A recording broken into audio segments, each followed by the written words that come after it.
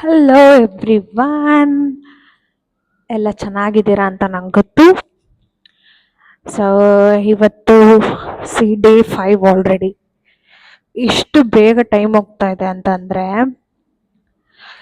21 days complete ಆಗೋಕ್ಕೆ ಇನ್ನು only 16 days ಬಾಕಿ ಇದೆ. ಇವತ್ತು ಮುಗಿದ್ರೆ ಇನ್ನು 16 ಡೇಸ್ ಮಾತ್ರ ಬಾಕಿ ಇದೆ.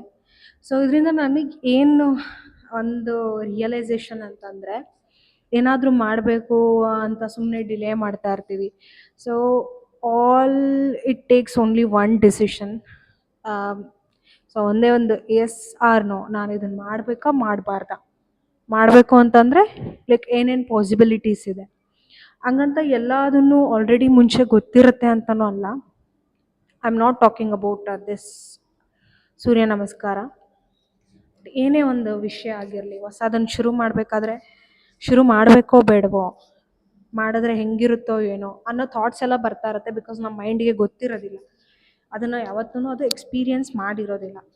ಸೊ ಹಾಗಾಗಿ ಯಾವುದೇ ಒಂದು ಹೊಸ ವಿಷಯನ ಶುರು ಮಾಡುವಾಗ ಆ ಎಲ್ಲ ಕ್ವೆಶನ್ಸು ಬರ್ತಾ ಇರುತ್ತೆ. ಬಟ್ ಒನ್ ಥಿಂಗ್ ಏನು ನಾವು ಅರ್ಥ ಮಾಡ್ಕೋಬೇಕಂತಂದರೆ, ಖಂಡಿತ ನಮ್ಮ ಕಡೆಯಿಂದ ಎಲ್ಲದನ್ನು ಮಾಡೋಕ್ಕೆ ಸಾಧ್ಯ ಇದೆ ಅನ್ನೋದನ್ನು ಮಾತ್ರ ನಾವು ಅರ್ಥ ಮಾಡ್ಕೋಬೇಕು.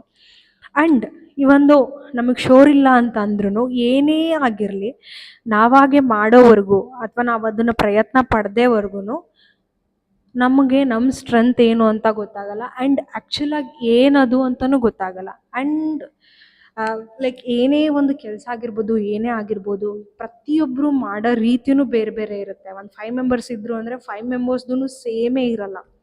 ಸೊ ಬೇರೆ ಬೇರೆಯವ್ರದ್ದು ಬೇರೆ ಬೇರೆ ಥರ ಇರುತ್ತೆ. ಮಾಡೋ ರೀತಿ ಆಗಿರಬಹುದು, ಅವ್ರ ಕೆಲಸ ಆಗಿರ್ಬೋದು, ಅವ್ರ ವೇ ಆಫ್ ಥಿಂಕಿಂಗ್ ಆಗಿರ್ಬೋದು, ಅವ್ರ ಥಾಟ್ ಪ್ರೊಸೆಸ್ ಆಗಿರ್ಬೋದು, ಐಡಿಯಾಸ್ ಆಗಿರಬಹುದು.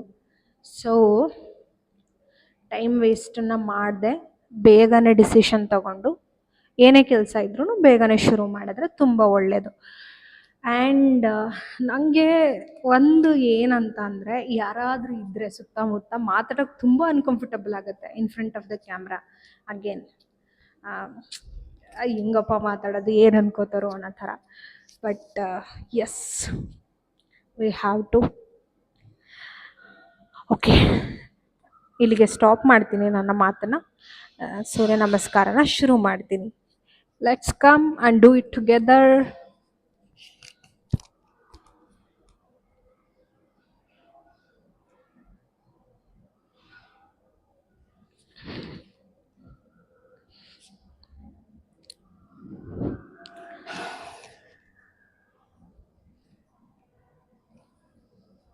ಸೊ ಇಲ್ಲಿ ಚೈಲ್ಡ್ ಪೋಸನ್ನು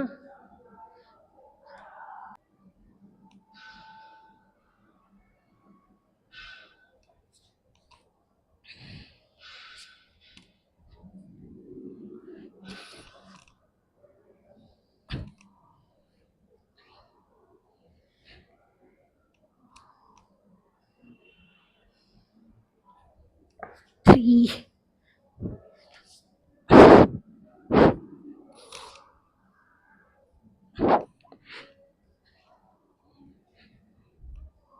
4,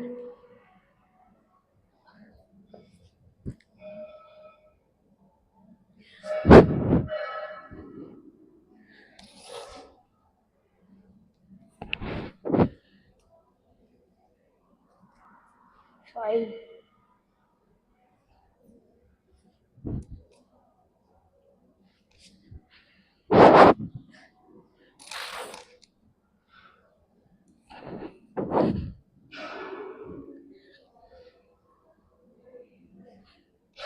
6,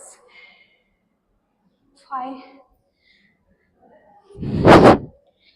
So few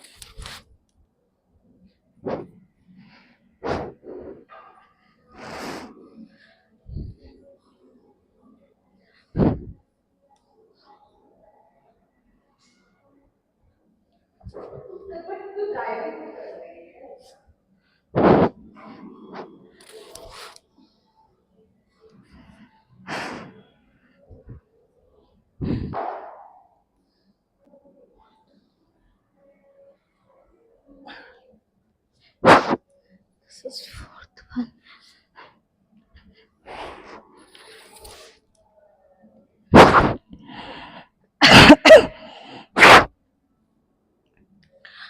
ಲಾಸ್ಟ್ ವಿಡಿಯೋದಲ್ಲೂ ಯಾರಾದರೂ ಒಬ್ರು ಅಡ್ಡ ಬರ್ತಾನೆ ಇರ್ತಾರೆ. Can't do anything. Can't say anything.